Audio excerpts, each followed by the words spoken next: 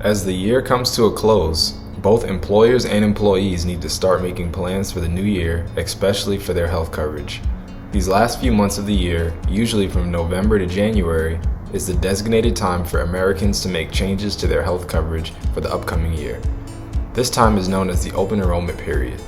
Whether you offer a group health insurance plan or a health reimbursement arrangement, it's your job as the employer to keep everyone at your organization in the loop on important open enrollment deadlines.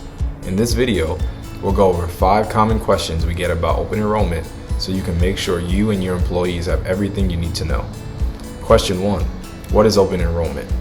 When the Affordable Care Act was created, the open enrollment period was put into place to create a dedicated time for Americans to enroll, renew, or make changes to their health coverage. Having this time set aside as the only time you can make changes to your coverage ensures that individuals and families don't wait until they get sick to enroll in coverage or switch to a more comprehensive plan when they're about to have an expensive medical procedure. Question 2. What is open enrollment? While the exact dates vary depending on which state you live in, the open enrollment period generally starts in the beginning of November and ends in mid-December. However, some states allow residents to enroll in coverage until January or February. Check out our state-by-state open enrollment guide at the link in the description for the exact dates open enrollment starts and ends in your state. Question 3. What do you need to do during open enrollment? The most important responsibility you have as an employer when it comes to open enrollment is keeping your employees informed. Employees need to know that enrollment times are limited. If they don't make their elections during the window provided, they'll lose their opportunity to get new coverage or change their existing coverage until next year. We recommend starting at least 1 month before enrollment opens to notify employees that enrollment is about to begin and give them frequent reminders to sign up for coverage before the deadline. If you're renewing your current group insurance health plan, you'll need to clearly communicate where on your healthcare provider's website employees can find forms needed to enroll, make changes, or drop coverage. If you're using an HRA to reimburse employees for their own individual health coverage, you'll need to make sure your employees have all the necessary information they need to sign up for a plan on the federal or state marketplace.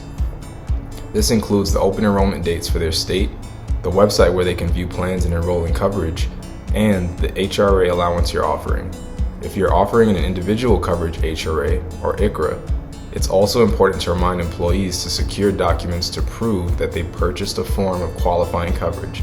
If you're offering a qualified small employer HRA or QSERA, employees need to provide proof of coverage that qualifies as minimum essential coverage in order for their reimbursements to be tax-free. Question 4. What happens if an employee misses the open enrollment deadline?